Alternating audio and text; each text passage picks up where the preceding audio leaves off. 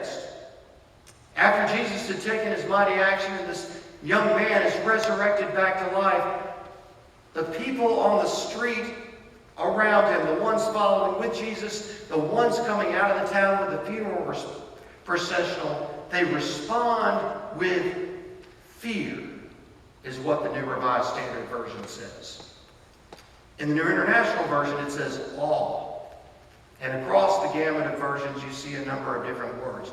The word in the Greek that they respond with is phobos. Phobos. You've heard phobos, right? Right? Well, you did, but you probably didn't know it. How many of you have ever wrestled with a phobia? Anyone? I see all you online raising your hands. Good. Phobia. As a matter of fact, if you have a phobia, something you're deathly afraid of, online folks, folks in person, I just want you to think about it. Online folks, go ahead and write down in the comments section a phobia that you might deal with or that you might wrestle with, or maybe just one that you thought of. It doesn't even have to be yours. For example, one of my phobias, I'm not a big fan of heights. I don't like them that much. I'm afraid of heights and unsweet tea. And those are pretty much the things that I wrestle with there. Phobia. The English word comes from the Greek word phobos, which means fear. Now, the folks are not recoiling from Jesus because they're terrified of him like one would be terrified of heights or terrified of something else, snakes or something else. They pull back because they sense that something not of this world has stepped into their midst, and they don't understand. And oftentimes, human beings are initially afraid of what they do not understand. This fear response to Jesus happens many times in the stories that we have in our Bible. It happens when Peter and Jesus are on the boat and there's the huge catch of fish, and Peter says, "Go away from me, Lord, I'm a sinful man." It happens when Jesus is asleep on the boat and there's a huge storm and he wakes up and he tells the waves to be still.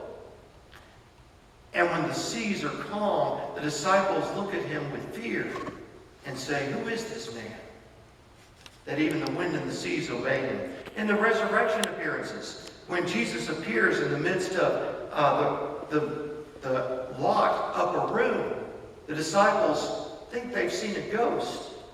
And they recoil with fear because, again, something otherworldly, something beyond their imagination, something beyond their comprehension and beyond their own power has happened.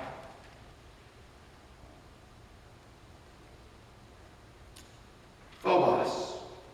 Awe is what happens when you stand in the Rocky Mountains on a beautiful scenic overlook that's safe and you're awed by the landscape around you. Phobos is when you're awed by that landscape as you're locked into the side of a cliff, trying to get your crampons into the rock and ice and move on up. You may be awed by the beauty, but you're also fearful and amazed at the dangerous nature of this place. Phobos, in this case, is not terror. It is a combination of awe and a recognition that God is so much beyond who we are. That God's power is so beyond what we can comprehend.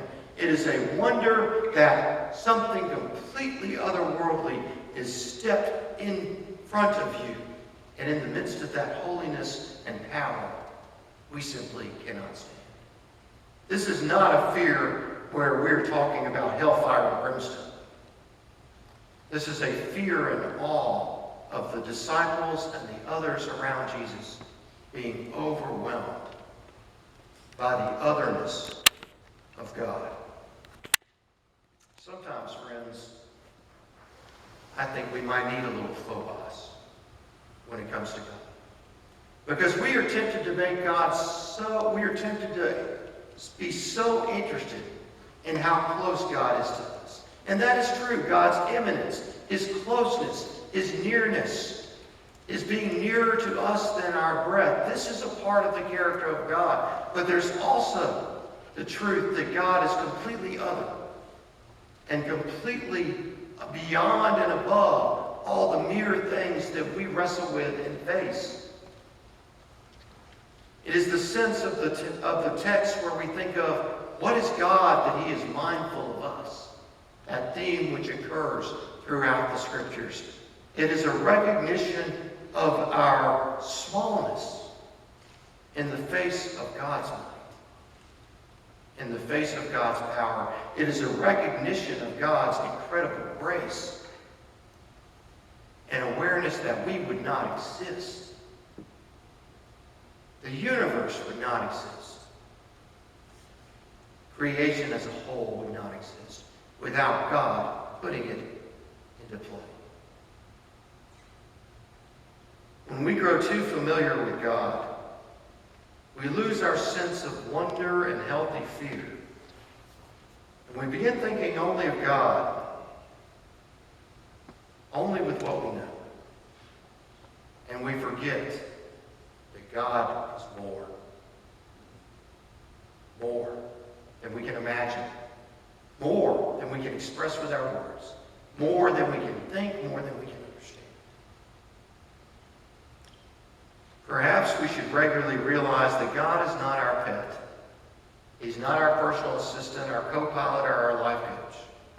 God is God, who freely unleashes the compassion that we mentioned already upon human beings. So as you encounter this text, as you ponder it throughout this week, I hope you will think about compassion. And I hope you will remember the awesomeness of Phobos. It helps us step away and praise God for the awesome lack of tameness that comes with who he is. As one writer has said, we do not get to domesticate God. God does what God wants. And we are grateful that in God doing what he wants, that he chose us and chose to love us and redeem us. So now, friends, I just want to conclude with just a few minutes of the echoes that I heard in this story. Because this story has been on my mind for a couple of weeks. And I've heard echoes in my own life. Echoes in Randy's Main Street, if you will. Echoes from Main Street. In Main Street, I hear mourning for those that we have lost in our church family. And for the fact that we do not get to mourn the same way we usually do. I see in this man who's carried out, this man who Jesus raises up, I see in this man the 9 people that we have lost in our church family since this pandemic began. I think of their names.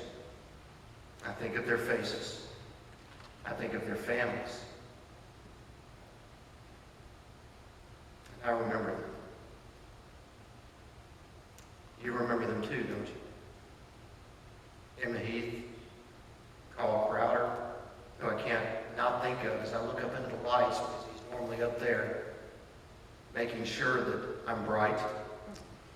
Shirley Holloway, and Bob Chenault, and Mary Solomon, and Mary Lou Hackett, and Rube Brett, Mildred Lascola, and Mason Corey.